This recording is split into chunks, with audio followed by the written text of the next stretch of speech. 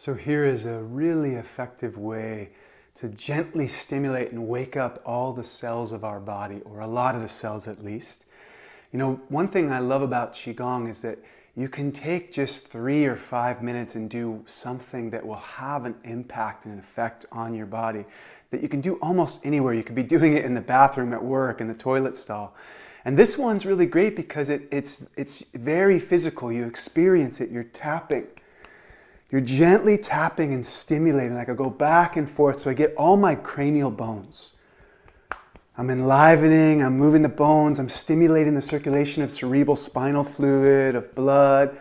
But I'm also just gently kind of dispersing the qi and spreading the energy out, which is really relaxing and calming.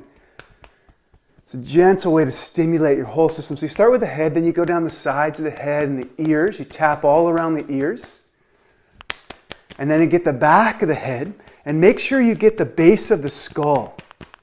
This area in the base of the skull, the occiput, is called the gates of consciousness in the Chinese medicine and Qigong world, but it's an incredible area where the spine, the brain stem and the peak of the spine meet. You stimulate through there, and then you stimulate up and down the cervical vertebra.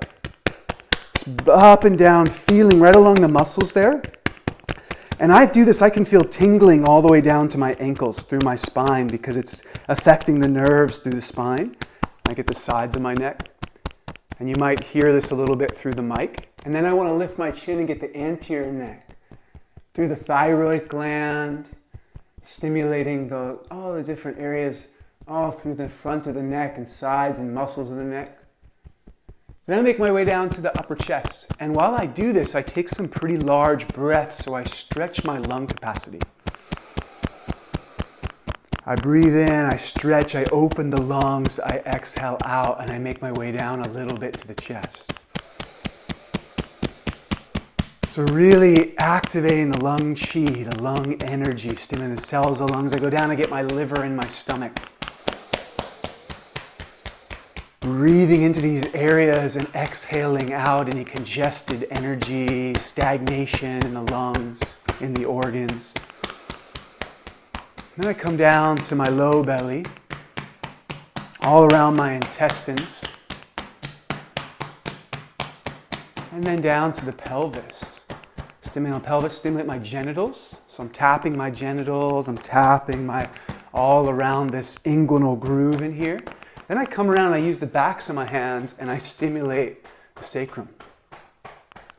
Right up and across, back and forth across the sacrum. You should feel some tender spots or some areas where you can feel the muscles are tense or there's just a little tension.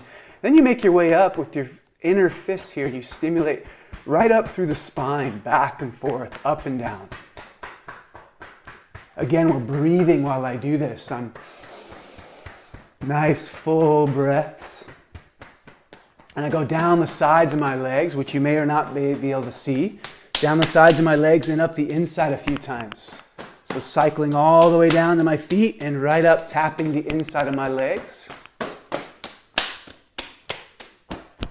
And then come back up and I get my left arm. Outside of my left arm down to my hand and inside of my left arm to my heart. And then I switch hands and I go down the outside of my right arm and up the inside and I go over and I switch again. I'm vigorous. There's definitely some impact happening. You can hear it, you can feel it. And I can go really strong or I can go light and gentle, and either one's good. Sometimes we need more invigoration, more stimulation.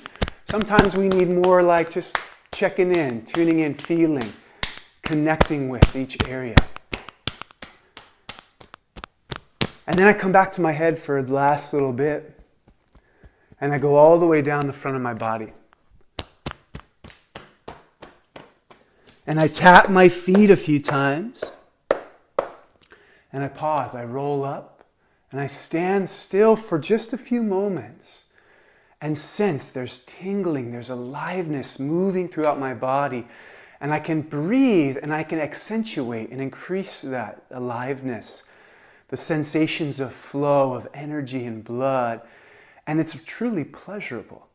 And what's good about pleasure is when you do something that stimulates your body, but then engages some degree of pleasure, what happens is that you start to produce all those healthy neurochemicals, serotonin, dopamine, which we need more of. We need more of that relaxation time, that time of truly being in like, oh, I just feel good. You know, at the end of yoga, there's often that shavasana. After you've stretched and opened and engaged so much of the body, you rest in stillness and you let yourself integrate into feeling the goodness. And so I'm a fan of even a little simple practice like this, which you can sense the sensations of and feel, and then some integration.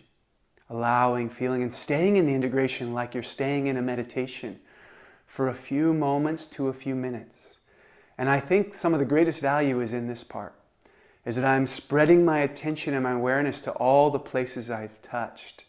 And I'm feeling that moving through my body, and I'm allowing the breath to spread the aliveness all throughout me. And at the same time, for the exhales to keep deepening how fully relaxed I am. Settling me down more, grounding me more into my body, into the earth, and enlivening my whole body simply in this way. So you can do this anywhere, and you can do it every day. It's super simple, but it's also powerfully effective, and it's a great way to get out of some situation where we keep being repetitive in the mind, or there's a sense of like frustration we can't quite move through. A physical thing like this, along with the energy and feeling, is a great way to shift and come back to center, or come back to a balanced place that's more enlivened and inspired.